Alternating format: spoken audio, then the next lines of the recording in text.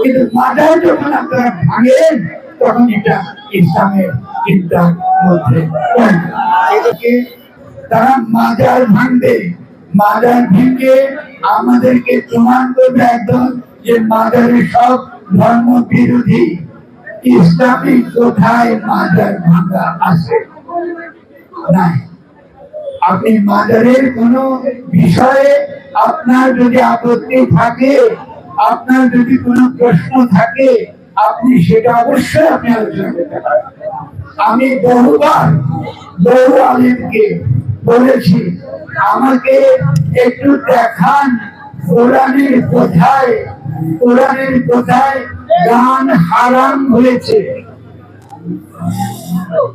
সমস্ত কিছু হারাম যদি আমাদেরকে তা আল্লাহর নিকটবর্তী না করে। যা কিছু আমরা করি যদি তা আমাকে আল্লাহর কাছ থেকে দূরে সরিয়ে যায়, এটা হারাম। কিন্তু যে গান, যে সঙ্গীত যদি আমাকে আল্লাহর নিকটবর্তী করে, এটা তো কোরআনের কোন আয়াত নাই।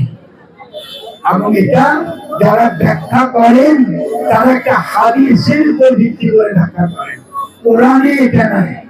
ফলে এই কথাটা আমরা যদি পরিষ্কার বুঝি, তাহলে আমরা যদি মনে করি যে গান শুনলে বা গান শুনলে আমার মন অন্যদিকে চলে যায়, তো আপনি শুনবেন না, অসুবিধা নেই। আপনি যখন মাজারকে আপনি ভাঙতে যান, মাজারকে যখন আপনি ভাঙতে যান, এটা ফৌজদারি অপরাধ, এটা ইসলামের দৃষ্টিতে অপরাধ। কারণ আমি একমাত্র সঠিক ধর্ম করি আর অন্যেরটা মিথ্যা ভুল, এটা বিচার করবার ক্ষমতা আল্লাহ মানুষকে দেয় নাই।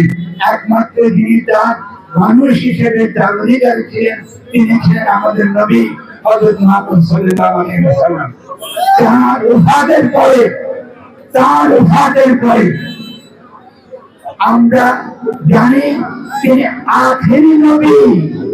যারা নবীর দায়িত্ব কাঁধে নেয়, নিজেকে নবী বলে জাহির করে এবং মাজার ভাঙে, যারা খোদার দায়িত্ব নিজের হাতে নেয়, তাদের সঙ্গে ইসলামের কোনো সম্পর্ক নেই।